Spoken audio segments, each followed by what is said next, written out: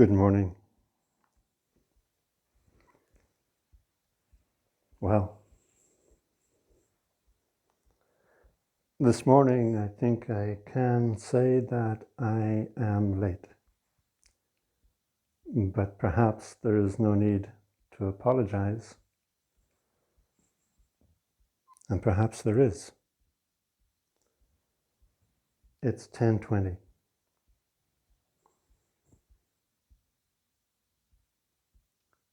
And part of the reason that I'm late is that I was doing Zazen before the talk with the idea that I may be able to connect the dots of my thoughts.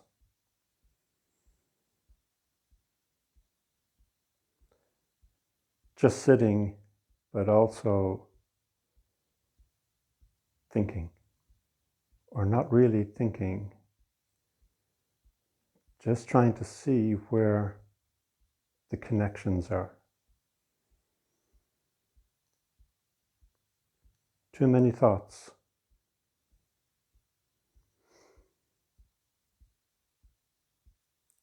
So as I put on my okesa and lit the incense, I thought, maybe the best thing is to say nothing at all.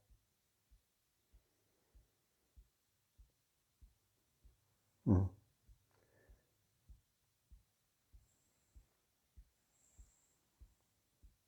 what would it be like if I said nothing at all?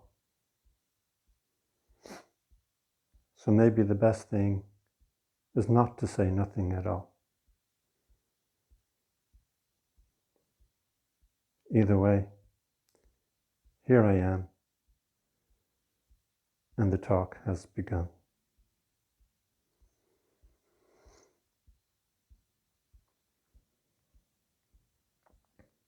It was in the 80s, 1980 something,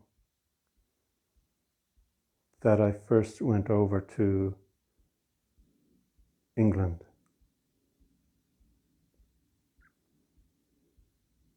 I was going to visit my uncle in Burton-on-Trent, I think, Church Gresley, near Burton-on-Trent. And from there, making a trip down to London to see London and to visit a friend or two that were staying there.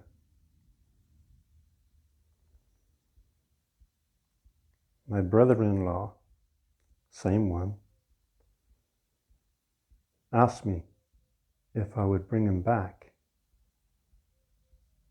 an album that he could not find in Dublin. He wanted an audio cassette of Taking Tiger Mountain by Strategy.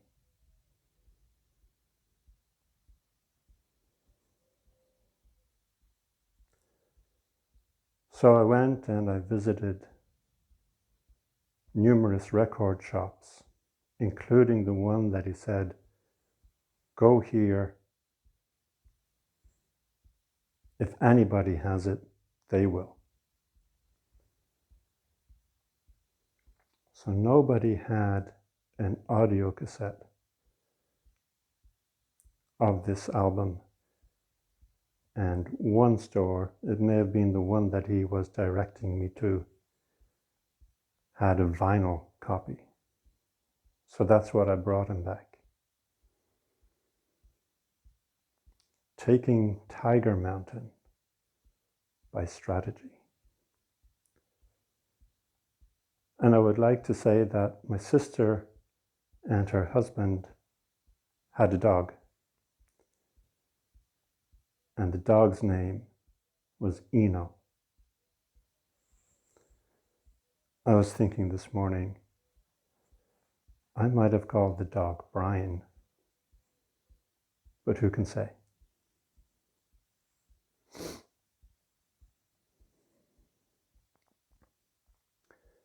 So taking Tiger Mountain by strategy, what a magnificent title.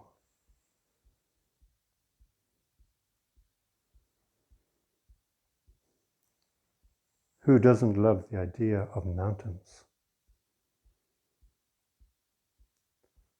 Who doesn't love tigers? And who does not love games of strategy? Well, maybe a lot of people. But I certainly like the idea of mountains, their majestic presence, and the majestic presence of a tiger.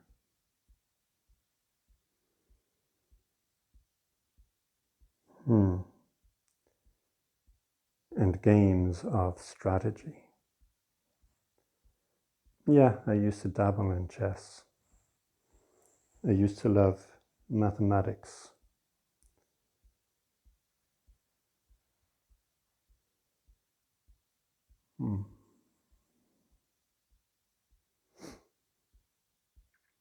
So what is your strategy? What is your goal? Where is your life going? What is your direction?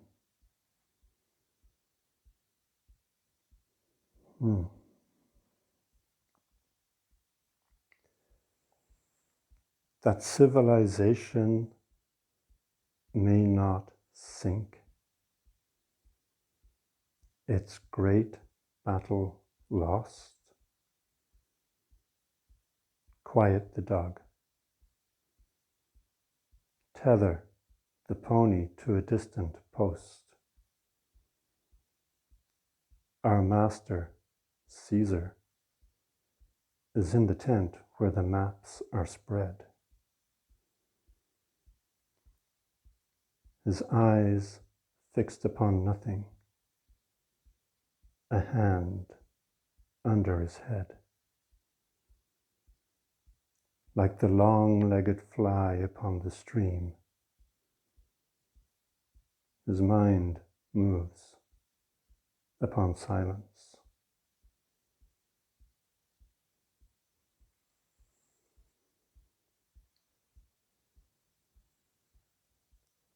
Where are you going?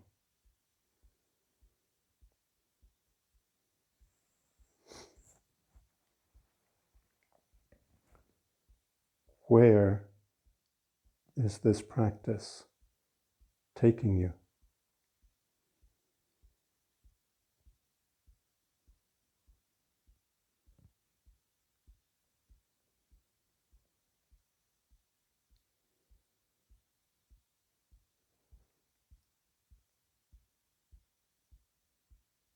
So I set out. I got a sense of where this practice could be taking me. I was inspired by the idea of seeing things as they really are. Or later, as I found Suzuki Roshi phrased it, seeing things as it really is. I was inspired by the notion of freedom. Freedom as a spiritual goal.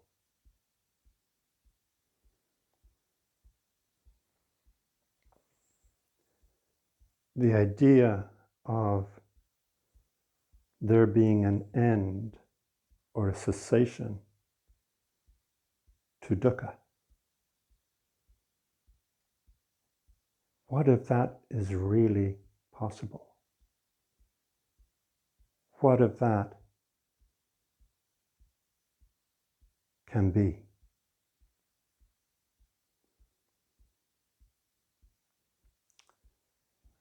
Somebody was saying to me during the week, they don't really know what dukkha is.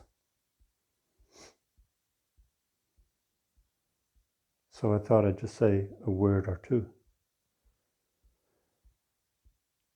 Dukkha is usually translated as suffering.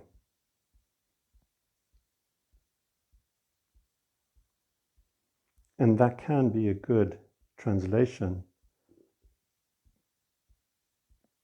but it doesn't quite get to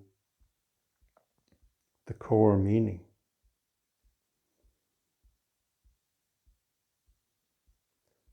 The core meaning is something more like dissatisfaction.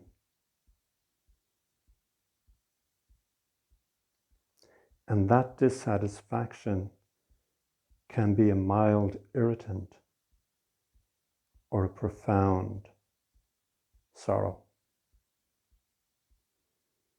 To put it into existentialist terms, we have this life,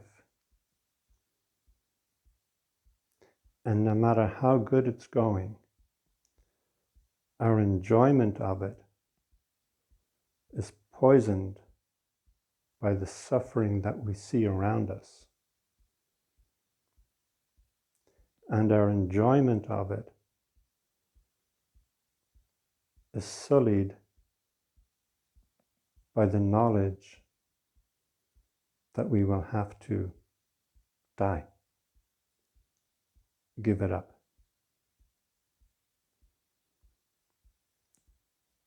On the one hand, we can simply enjoy it and wait until that day comes.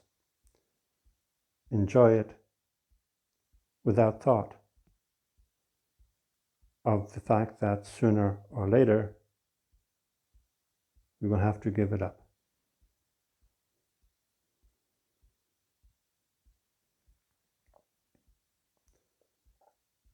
When that day comes, how will it be? How will we face what is happening? Assuming, of course, that we have time to.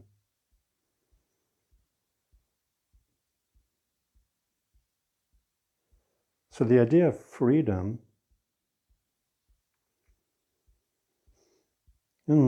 that is such a broad topic.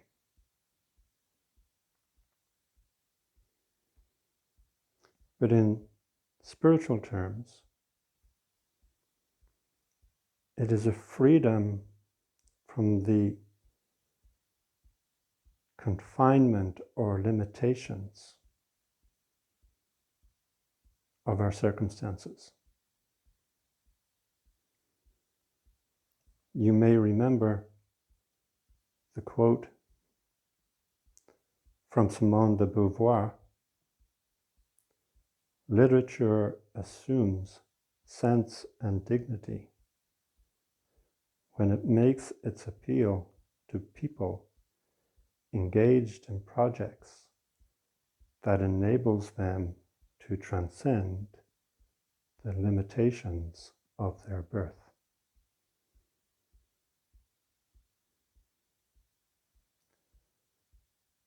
We all have limitations that we are born into and born with. Those limitations may be cultural, economic, the class, economic class that you are born into can be a limitation. The country that you are born into has certain limitations. The culture that you are born into brings you certain limitations.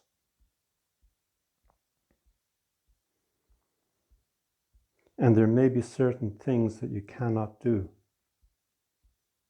certain enjoyments that you cannot have because of those limitations. So literature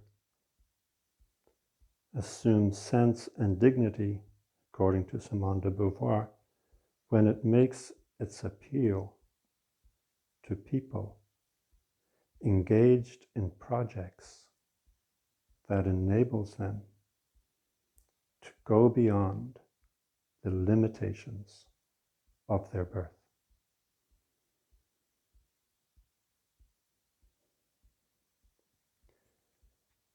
The idea of freedom in Buddhism is that we go beyond all limitations.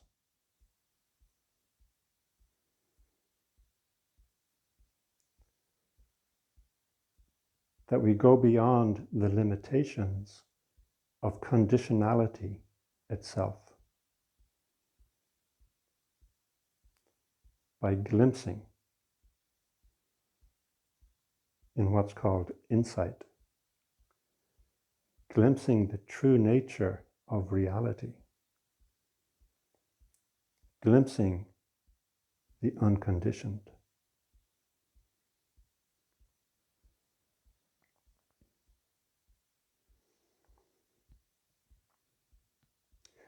So you may find some aspect of Buddhism, of the teaching, that resonates with you. And that may become your inspiration. That may become your heart's desire that overrides all the other desires.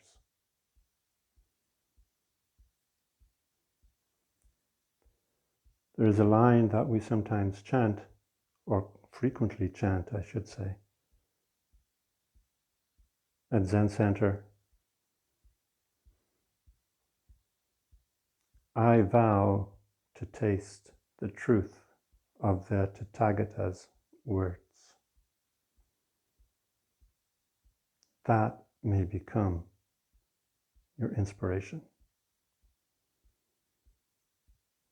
And if so,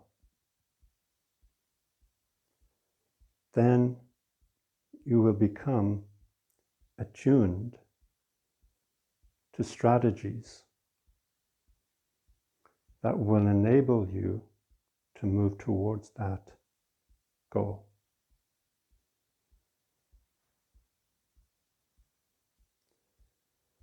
And teachings such as the Four Noble Truths, the Noble Eightfold Path, the 5 Spiritual Faculties, the 6 Perfections,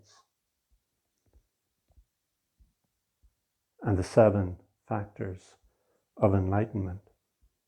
These can all help to orient your consciousness towards the realization of that goal.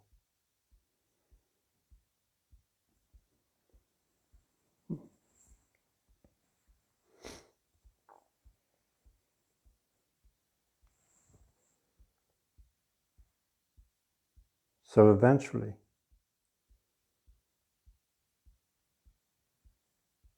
I went to Tassajara.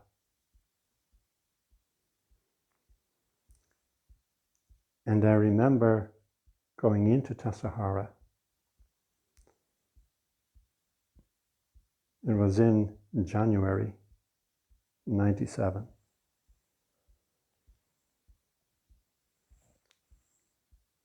I stayed overnight at San Francisco Zen Center, and there was an 8-seater SUV taking us in from city center, San Francisco, to Tassajara. The driver was Eva,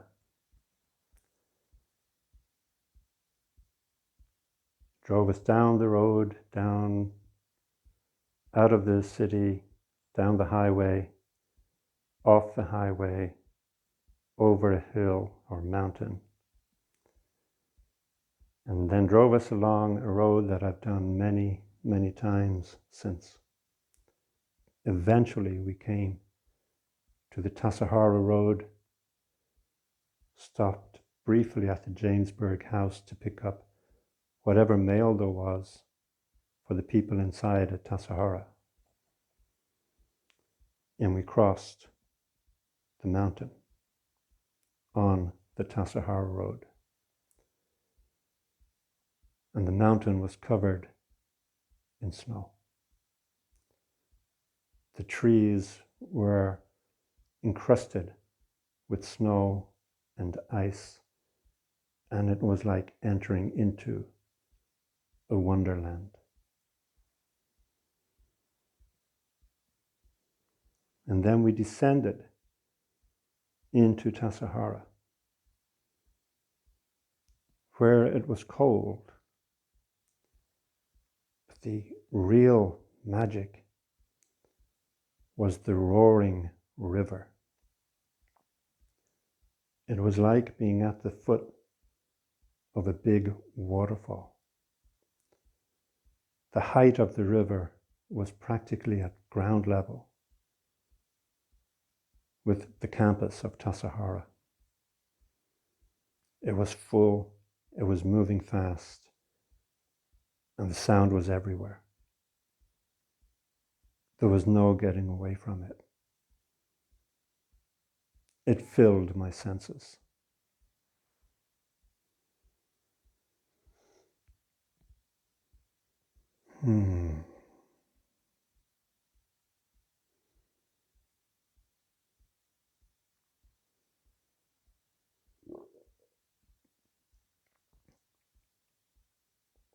It has been a wonderful week here at Ingen-ji.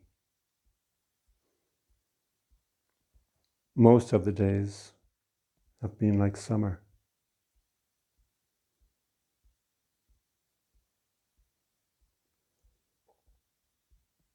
But today seems like it's going to be cold, and like yesterday, overcast and damp.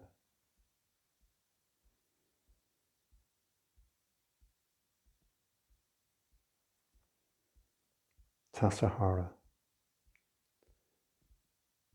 We do this practice, and maybe each of us are inspired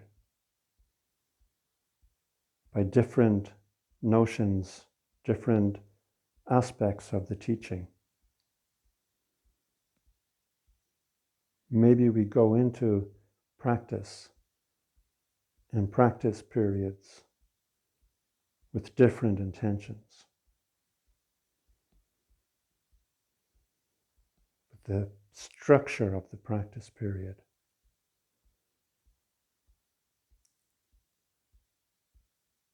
is that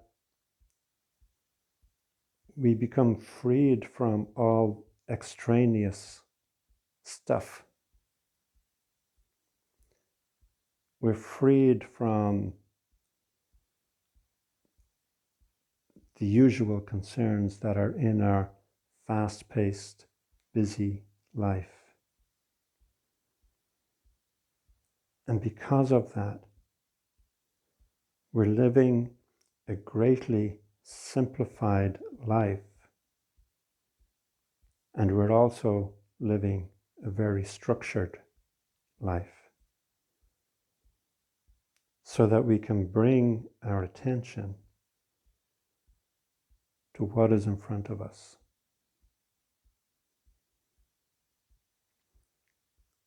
It didn't take me long at Tassajara to realize there's even less here to look forward to.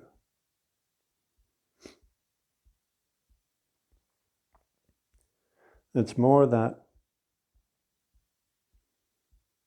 you begin to see through the game or the strategy of looking forward to something. You begin to see through the illusion that what you're looking forward to is somehow going to be better or different to what is in front of you.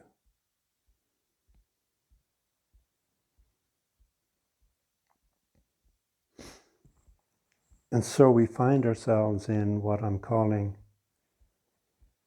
the COVID practice period or the lockdown. Practice period is where you step away from busyness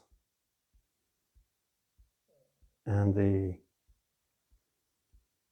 necessities of regular life and from the multitude of stimulants, visual,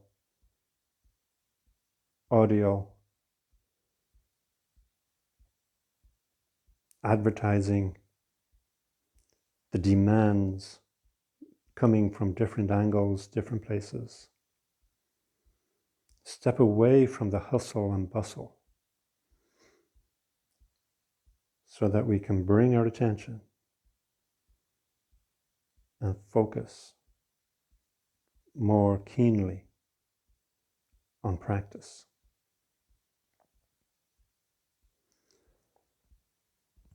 Then, when the practice period is over, there's this space between practice periods. And what you get to do is bring all that acquired practice energy into a situation that is closer to the one that you left.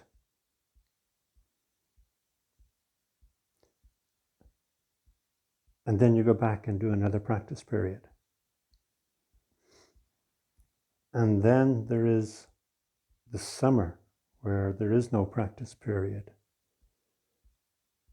So the life at Tassajara in the summer is more varied, there's more going on, and the sitting schedule is much reduced. So you get to bring that practice energy and test it, challenge it with the variance of summer. Now I would say that to be at Tassajara, whether there is a practice period or not, just to be there is actually a practice period, because you are so removed from the distractions of city life or our normal lives. Just to be there under any circumstances, with no electricity, or very little, with no forms of electronic entertainment, with no phone signal yet.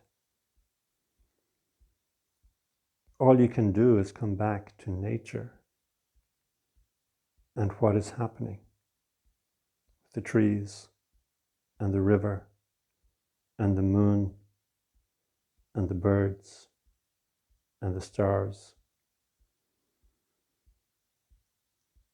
And that is a practice. Coming back to nature, coming back to silence.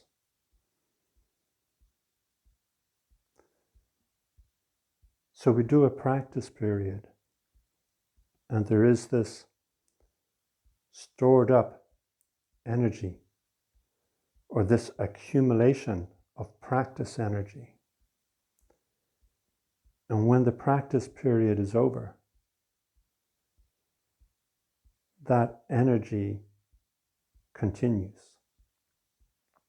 And we are able to meet things for a while at least with that practice energy. And then the idea is we go back and we do another practice period, and gradually that practice energy is strengthened, and we're able to bring it into all walks of life and all situations.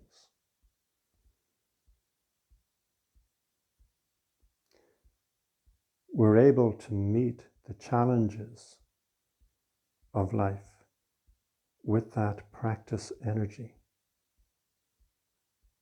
hopefully. So as we're in this lockdown, this is an opportunity to see it as a practice period. And as it says on the Han in all these temples, life, how great is the matter of birth and death. Do not waste time.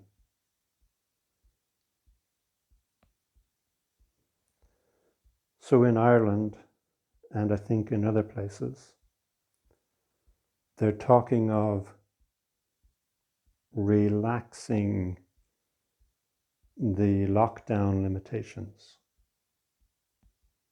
in a few weeks. So there's a challenge. Can you use those few weeks to really practice? And when these relaxations come, relaxing the restrictions when they come, can you then maintain that sense of practice?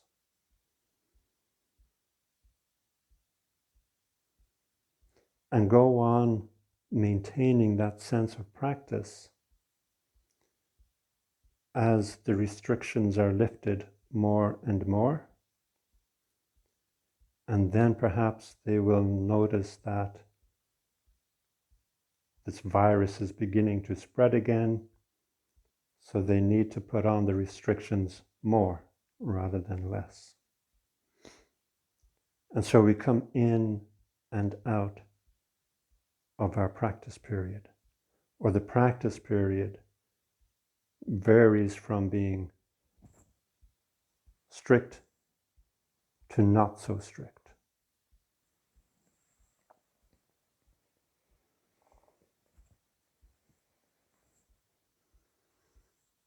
It is somewhat easier, perhaps a lot easier, to do a practice period with other people.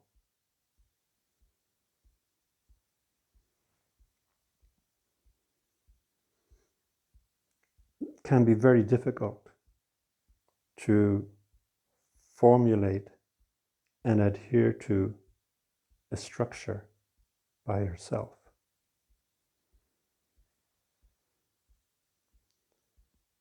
But you can use broad strokes rather than fine strokes. So perhaps aim to do Zazen in the morning and in the evening or at night. And then as things occur to you and you see that there's space in your schedule, maybe to do some reading or to do another period of Zazen, do that. So rather than writing out a structure or a schedule that you will find next to impossible to keep, just have those broad strokes. Zazen before breakfast. Maybe 2 periods of Zazen before breakfast. And then after breakfast, see what happens. Maybe you need to work because you're working from home, or maybe you don't need to work because you're not working from home and you can't go to work. So what can you do? Maybe read your favorite Dharma book. Maybe sit in the garden. Maybe take up painting or calligraphy. See what occurs to you. But as I say, go for the broad strokes rather than an exact schedule. This is what I do at 7 a.m. This is what I do at 9 a.m. This is what I do at 10 a.m. That can be very difficult to keep, to adhere to, if you're on your own. In a community, it's much easier.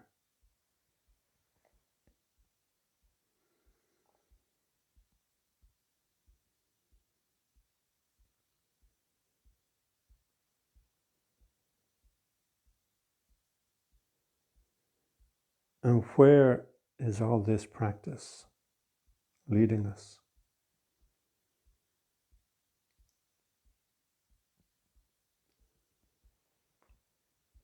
Freedom, seeing things as it really is, experiencing that oneness.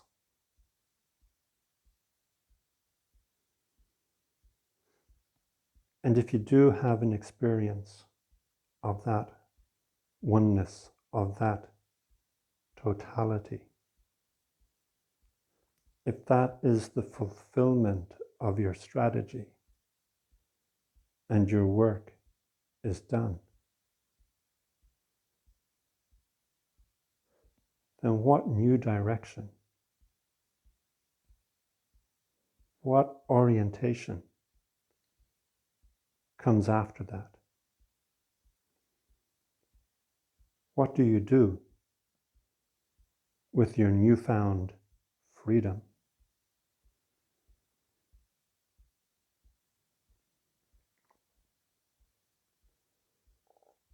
I love Kavanagh's poetry.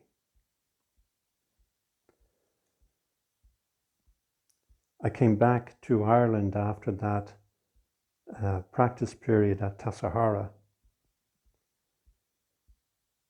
and walking through a shopping centre, I passed a bookstore and I saw a book of Kavanagh's poetry.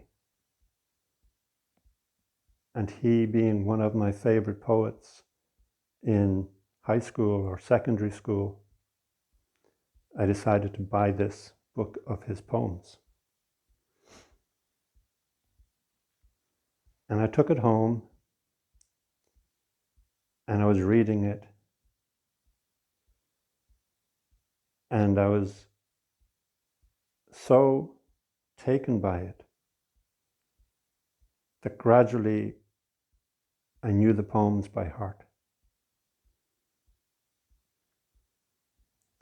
And what really excites me about his poetry is his ability to conjure up a sense of the eternal in the particular.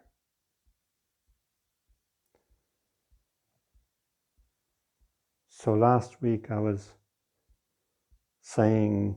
reciting the poem Antenatal Dream, or Dream Before Birth.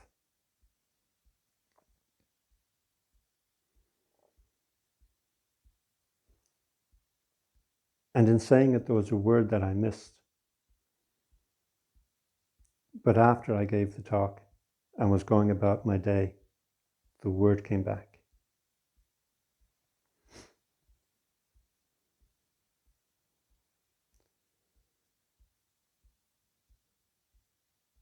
A clump of nettles cried, "We'll saturate your pride till you are oozing with the richness of our myth. For we are all you'll know no matter where you'll go. Every insect, weed kept singing in my head. Thistle, ragwort, bluebottle, clegg that maddens cattle were crowding round me there with hayseed in my hair.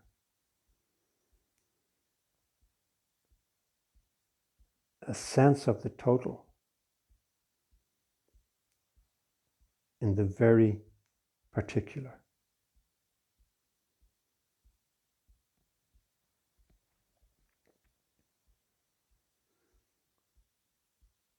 Where are you going? What is driving you?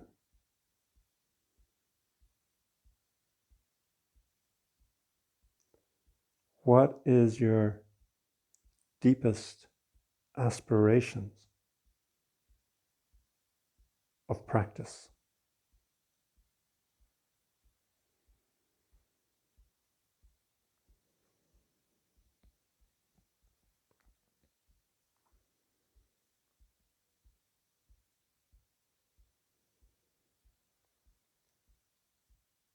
That the topless towers be burned, and men recall that face.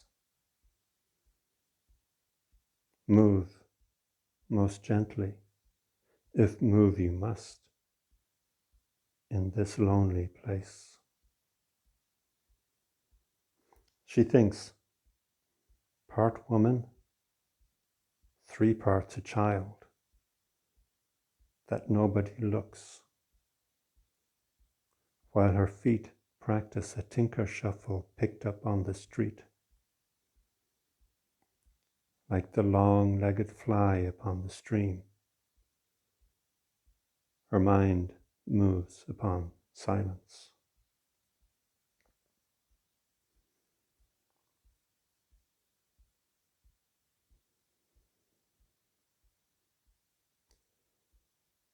Attention, attention, attention. That was a response of a Zen master who was asked, what is the teaching? Attention, attention, attention. Paying attention. Dogen says, if you can achieve continuity, this is called the host within the host.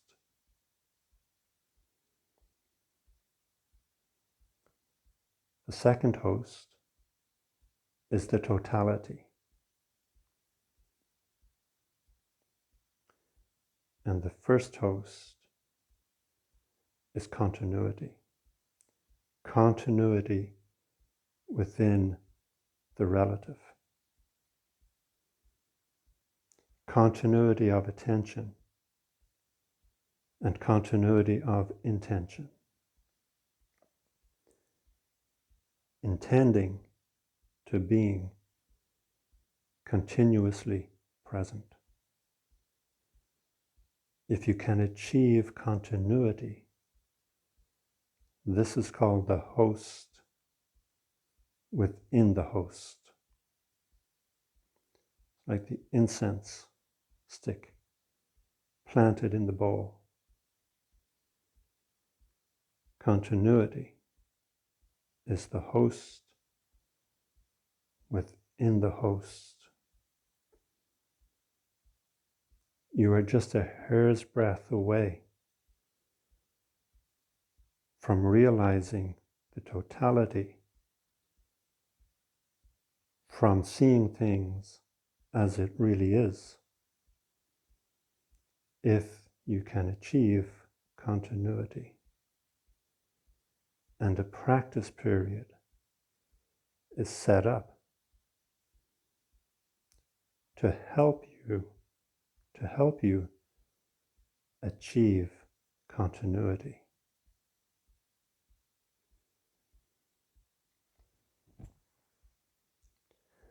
There's a great story told in Pirsig's book, Zen and the Art of Motorcycle Maintenance. I have to read that book again to find this story, but also just to refresh the whole story in my mind. So I'm digging into 20 or 30 years ago, reading this, but the story stuck. On his famous motorcycle journey across the States, his motorbike broke, or a part broke, and they were in some remote part of America, and they were able to make their way to a small town or village. And he brought his motorbike to a mechanic's garage or garage and asked how long would it be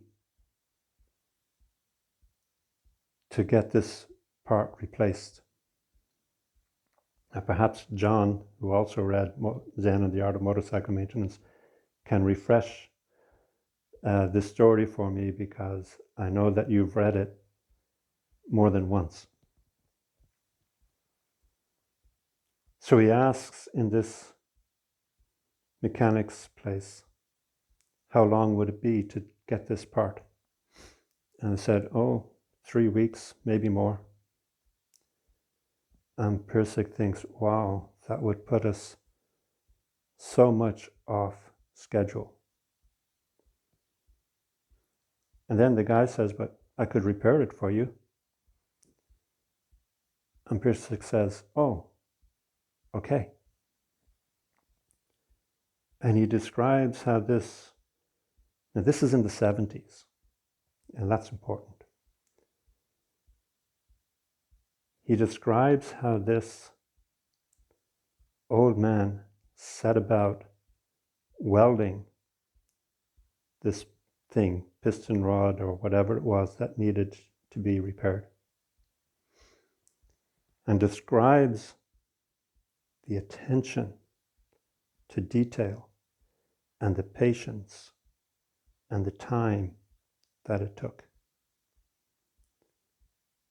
And he says, in the 70s, he says, you do not see craftsmanship like this anymore.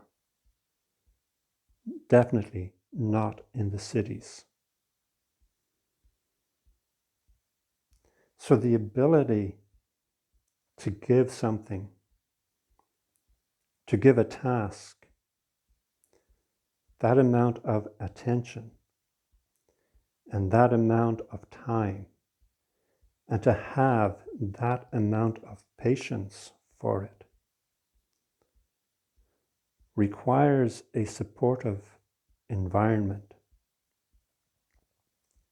And that, in the 70s, was to be found in village life or in small town life,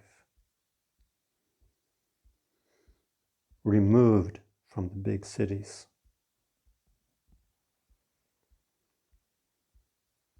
But now the big cities are expanding, and the energy of the big cities is expanding.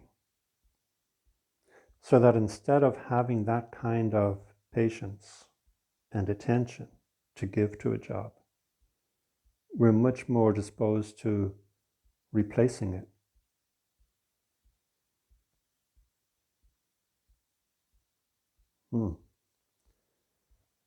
Where are we going with this civilization?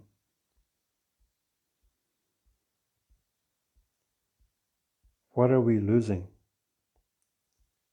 And what are we gaining?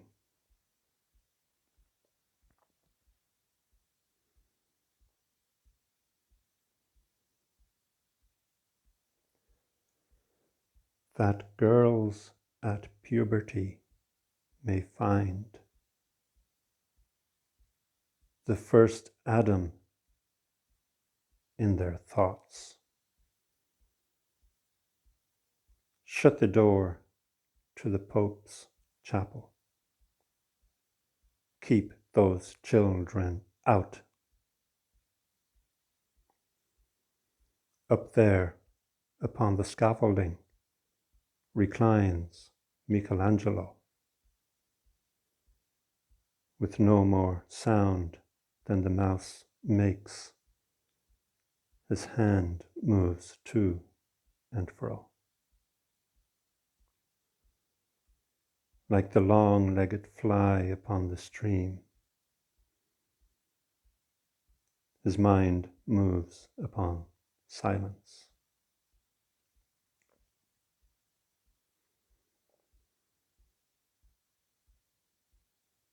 Can we live this life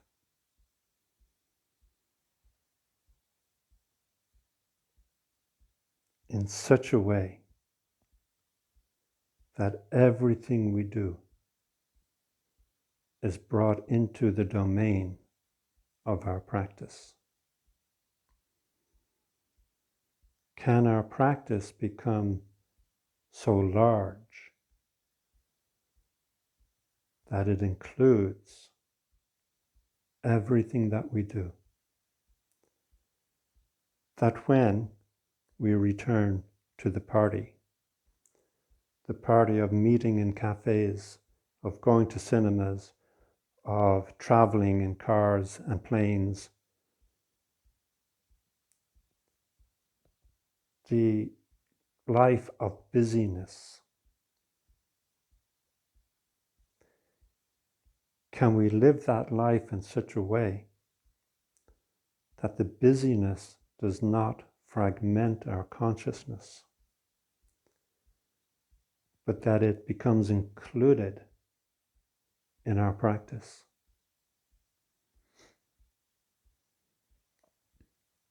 That poem was called The Long-Legged Fly by W.B. Yeats. But I'd like to leave you with another of Patrick Kavanagh's. I think it's called That Garage.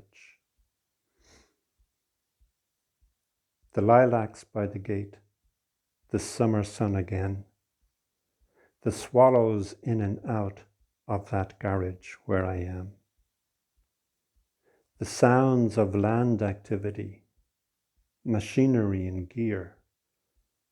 This is not longevity, but infinity. Perhaps a little bit too facilely romantic, we must stop and struggle with a mood that's getting frantic, getting Georgian, Richard Church and Binion, oh stand and plan, more difficult dominion.